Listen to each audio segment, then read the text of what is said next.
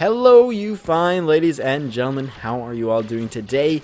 We are going over another loadout. This one was graciously suggested by a member of our community, so thank you very much for that. That is very kind of you, and it's actually a very great idea for a loadout. It's the Boba Fett loadout, and this may just be, it actually is. It's not a question. It is the most immersive and lore-friendly loadout we have had yet in this loadout series showcased on the channel. This is crazy. Let's break it down. It's the Boba Fett loadout, so we're obviously going to be using the EE-3 blaster rifle because that is, of course, what Boba Fett uses. Am I a fan of this blaster rifle? We're going to get into that later. Yeah, I'm not. Just spoiler alert.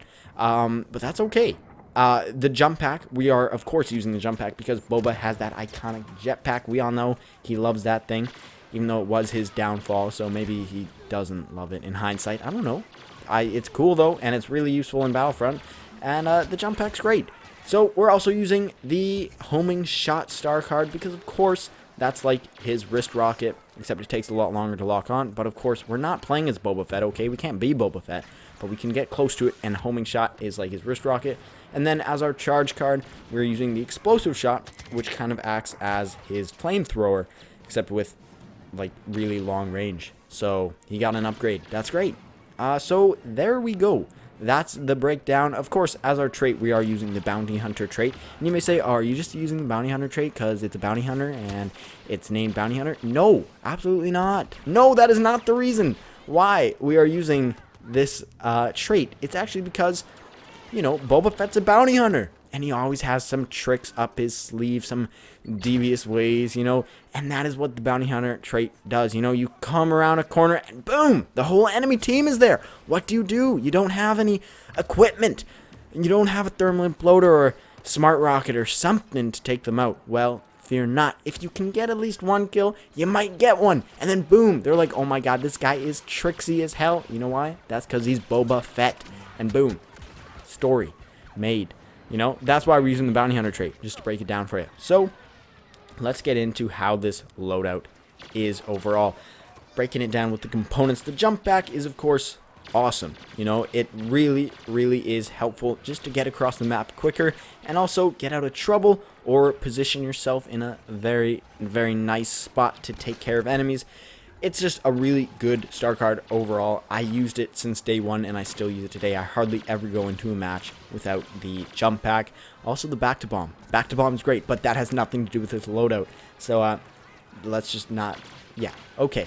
We're also using the Homan missile, or Homan rocket. I don't usually use this, but it's not a bad star card, really. It just takes a while to lock on, which is what I think the flaw is. So, unless you're playing on a big map, where there's no cover for the enemies, they're usually just going to jump behind cover, and you're not really going to be able to get a kill with it, although from now and again you can. It just takes a while to lock on, and I don't really like standing out in the open, exposed to the enemy, trying to lock on to him. I just don't think that's the best strategic way to do things. And then, of course, we're using the explosive shot, which is great. You know, that's one of the best charge cards in the game, I think. And it goes really well with many blasters. Does it go too well with the EE-3? Some people think it does. I don't know. Did the EE-3 get a buff or a nerf? I think it got a nerf. I think it got a big nerf. But we'll talk about that later. The explosive shot is great. I like it. And of course, the bounty hunter trait I think is really underrated, actually. I love the bounty hunter trait. I think it can really come in handy when you're playing with a team on big team battles. That's not what they're called, but I'm calling them that because that's what they are. And now on to the EE-3. For me, this is personally the, you know, the chink in the armor, the flaw, the downfall of this loadout. Now, as with any FPS game, if you use a blaster or weapon enough, you can really obtain a lot of skill with that and actually do quite well with it. Now, same goes for Battlefront, of course. If there's a blaster that is usually looked upon as not that great, if you use it enough, you can develop a lot of skill with it and dominate the battlefield with it. Some people can do that with the EE-3. You know, some people really like it and they use it a lot, so they can really do quite well with it. Personally, I'm not one of those people, so when I was using the EE-3, I did not have that founded skill with it, so I was just using it as a base rifle, and it was not great, okay? The damage Wow, that took me by surprise. The damage was not up there. It was down. It was like down in the cave.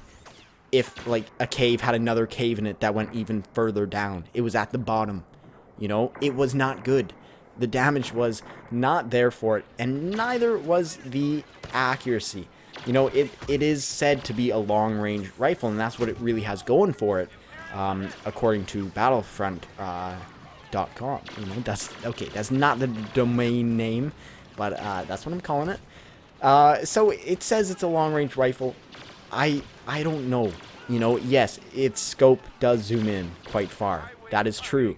But it is a burst fire weapon, and the burst has a bit of spread to it. So all the bolts are not exactly going where you aim them. So at long range, this is really, really not helpful at all for hitting targets.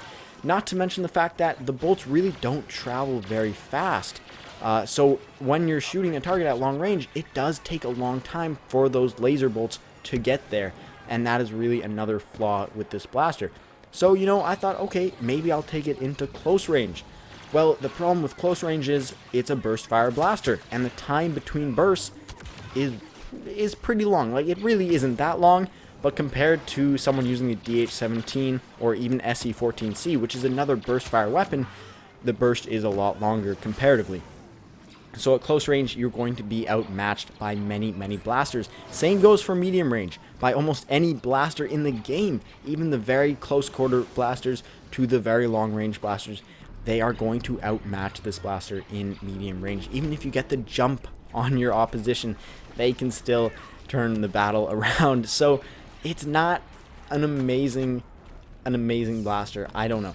I'm not the biggest fan of it.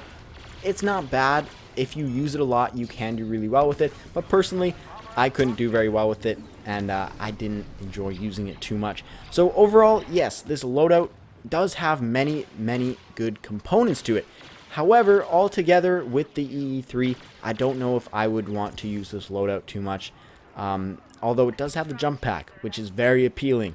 But again, with that EE-3 in it, I don't know if it's the right loadout for me, and I think a lot of people as well, because a lot of people don't use the EE-3, and if you don't have a lot of practice with it, it's not going to benefit you too well. Using a different blaster is going to do you much better. So overall, the loadout is very immersive, there is no doubt, but gameplay-wise, it's not my favorite. So that is all I have to say for today. Thank you all so much for watching. I hope you found this enjoyable. If you did, I'm glad. If you wish to subscribe, feel more than welcome to. And as always, I'll see you guys next time. Goodbye.